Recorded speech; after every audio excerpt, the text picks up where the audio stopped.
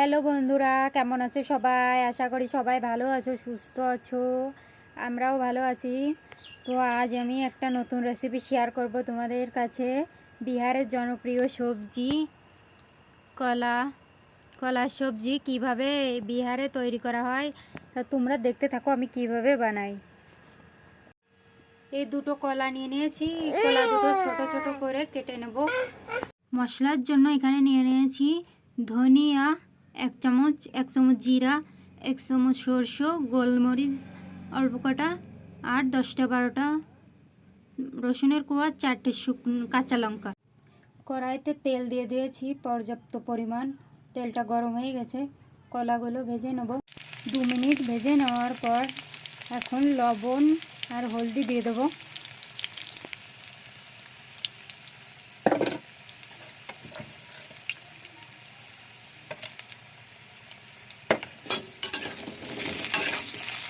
এখন আমি অল্প লবণ আর অল্প হলদি দিয়ে দিয়েছি। পরে স্বাদ মতো লবণ দিয়ে দেবো। ভালো করে ভেজে নেব।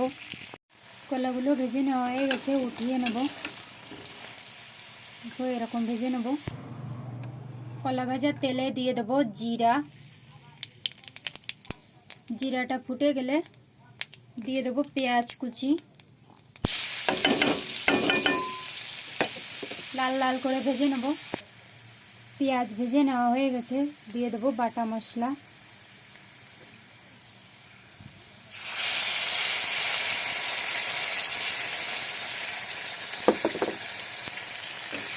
পরিমাণ মতো লবণ আর হলদি দিয়ে যতক্ষণ না তেল ছাড়বে ততক্ষণ কষিয়ে নেব।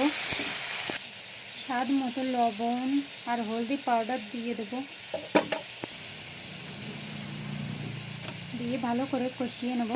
মশলা কষানো হয়ে গেছে, দেখতেই পাচ্ছেন মশলা থেকে তেল ছেড়ে দিয়েছে। এখন দিয়ে দেবো ভেজে রাখা কলা।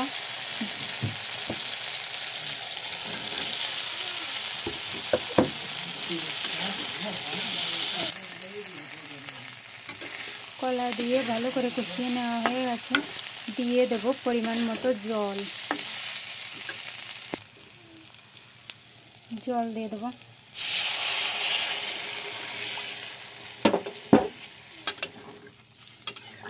ভালো করে 10-15 মিনিট ফুটিয়ে নেব। মাঝে মাঝে চামচ দিয়ে নাড়িয়ে দেব।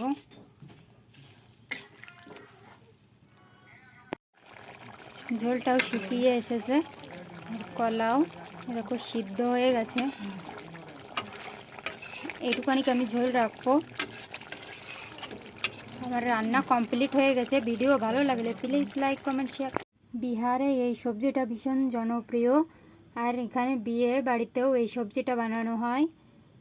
দেখো কেমন হয়েছে গাইস। তোমাদের ভিডিও ভালো লাগলে লাইক, কমেন্ট, শেয়ার করবে। Bye bye.